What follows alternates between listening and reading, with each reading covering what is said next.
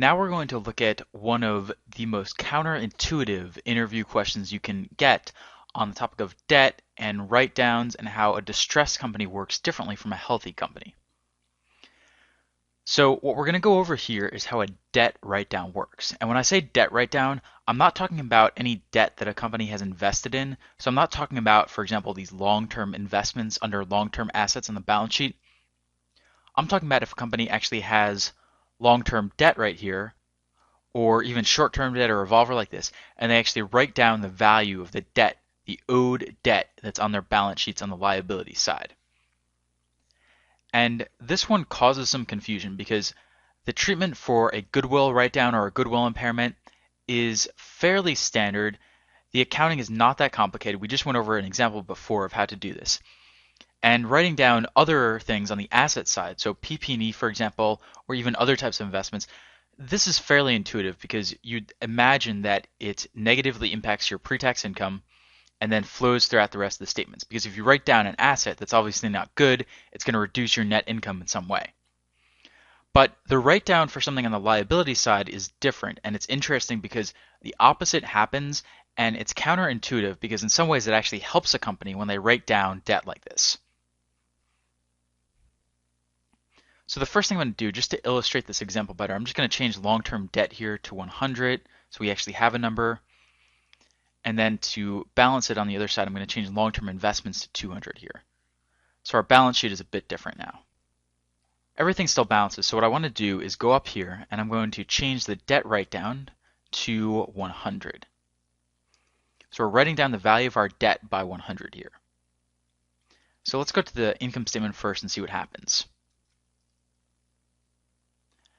So in this case, we have a change on the income statement, and what's happening here is that a debt write-down actually adds to our pre-tax income. And the reason this happens, if you want to think about it in accounting terms, is that when you write down an asset, it's going to hit your pre-tax income. It's going to subtract from your pre-tax income. Well, a liability is the opposite of an asset, so writing down a liability is actually going to increase your pre-tax income. So your pre-tax income here goes up by 100, and your net income here goes up by 60. Again, I realize this is extremely counterintuitive, and in some ways you could actually view this as a benefit to the company, although it's not all 100% rosy, as we'll see in a bit.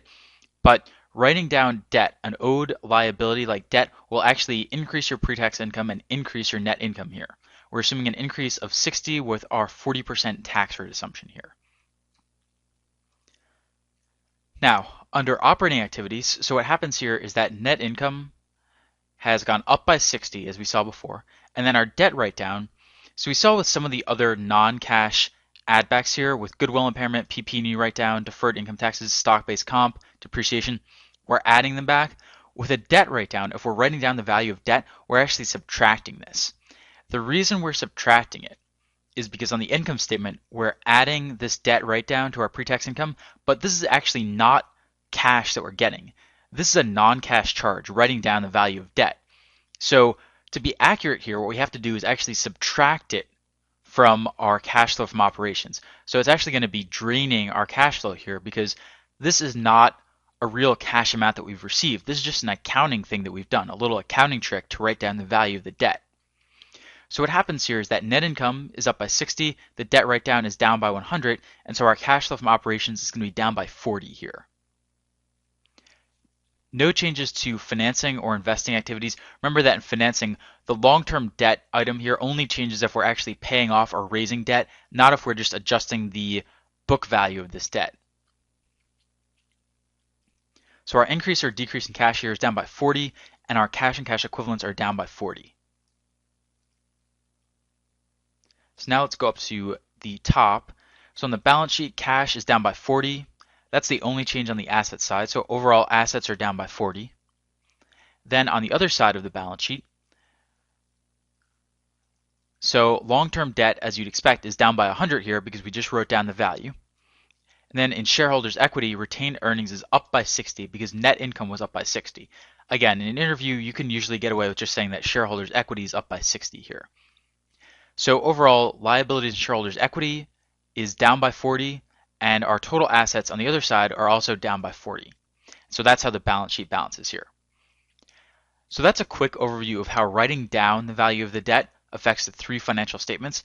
And I wanted to touch on this and highlight this because this is one of the most counterintuitive interview questions.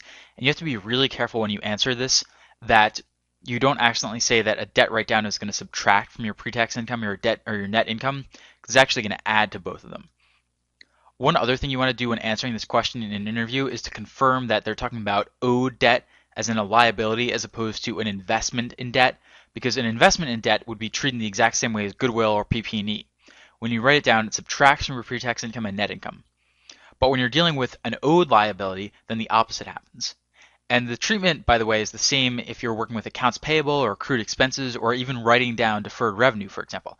It's going to add to your pre-tax income. Whenever you write down the value of a liability, it's going to add to your pre-tax income. Whenever you write down the value of an asset, it's going to subtract from the value of your pre-tax income. This issue came up and comes up whenever we're in a recession and a lot of companies are writing down the value of their debt because you think it sounds bad to write down something like that, but actually it benefits them because it boosts their net income. It does reduce their cash, but it actually boosts their net income. So it's very counterintuitive, and to an outside observer, they might think this is crazy because if you write down something like this, it's supposed to be a bad thing. But actually, in this case, writing down debt is going to increase your pre-tax income and net income.